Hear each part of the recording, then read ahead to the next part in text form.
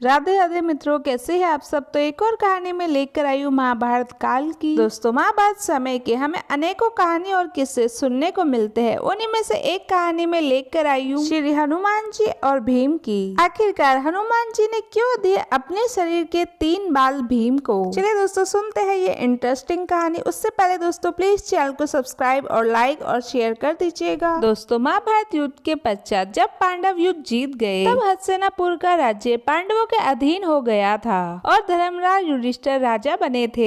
दोस्तों, हम सब भली प्रकार जानते हैं कि महाराज युधिष्ठिर कभी झूठ नहीं बोलते थे।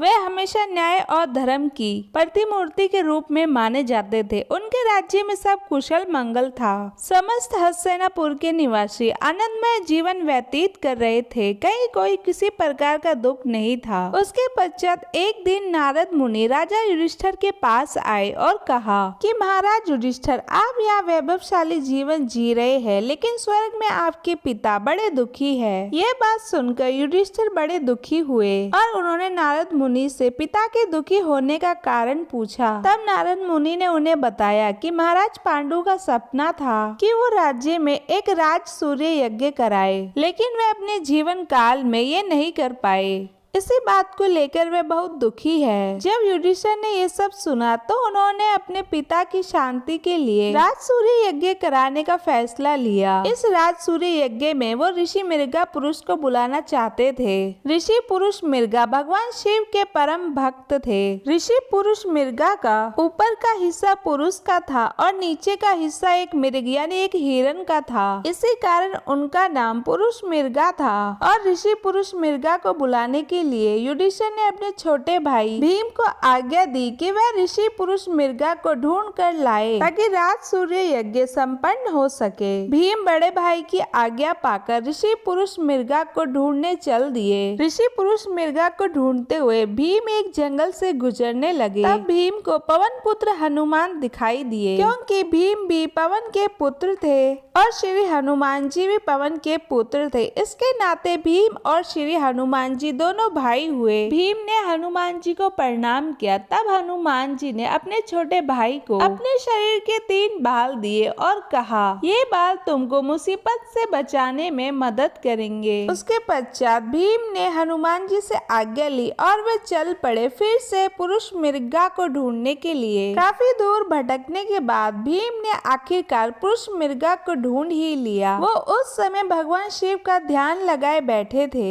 भीम ने ऋषि पुरुष मृगा को प्रणाम किया और उन्हें राज सूर्य यज्ञ में चलने की बात कही तो वो तैयार हो गए, लेकिन उन्होंने भीम के सामने एक शर्त रखी। ऋषि पुरुष मृगा के अनुसार शर्त ये थी कि भीम को हस्तिनापुर ऋषि मृगा से पहले पहुंचना था। अगर पुरुष मृगा भीम से पहले हस्तिनापुर पहुंच गए तो वे भीम को खा जाएंगे। अब चूंकि ऋषि पुरुष मृगा का निचला हिस्सा हिरण का था, जिसके चलते वे बहुत तेज दौड़ सकते थे। भीम ने साहस करके उनकी ये शर्त स्वीकार कर ली और उसके पश्चात भीम ने तुरंत तेजी से हस्तिनापुर की ओर दौड़ना शुरू कर दिया। भीम ने दौड़ते हुए अचानक पीछे मुड़कर देखा तो पाया कि ऋषि पुरुष मृगा उनके बिल्कुल नजदीक आ चुके हैं। भीम घबराने लगे और वे सोचने लगे कि अब वे क्या करें। तब घबराए हुए भीम को अचानक हनुमान जी के द्वारा दिए हुए 3 बालों की याद आई और भीम ने उसी समय एक बाल जमीन पर फेंक दिया। उसके पश्चात तुरंत उस बाल की शक्ति से बहुत सारे शिवलिंग जमीन पर उत्पन्न हो गए। ऋषि पुरुष मृगा भगवान शिव के भक्त थे, इसलिए अब वो हर शिवलिंग को पूजते हुए आगे बढ़ रहे थे, जिस कारण उनकी चाल धीमी बढ़ गई। परंतु फिर से पुरुष मृगा दौड़ते हुए भीम के पास आ पहुँचे। ये देख भीम ने फिर दूसरा बाल जमीन पर फेंका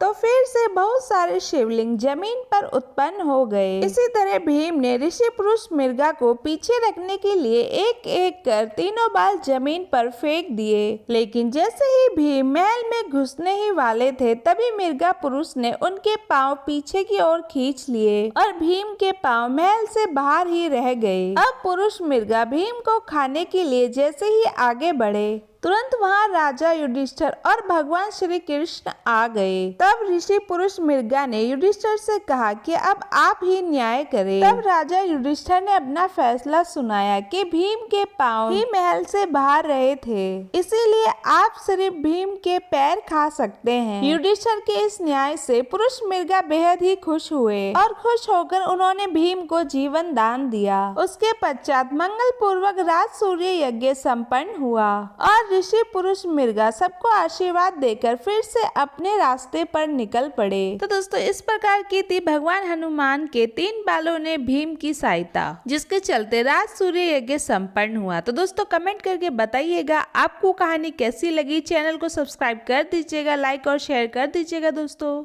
तो मिलते हैं अगली कहानी में दोस्तों, जब तक के लिए राधे राधे, बाय बाय दोस्तों।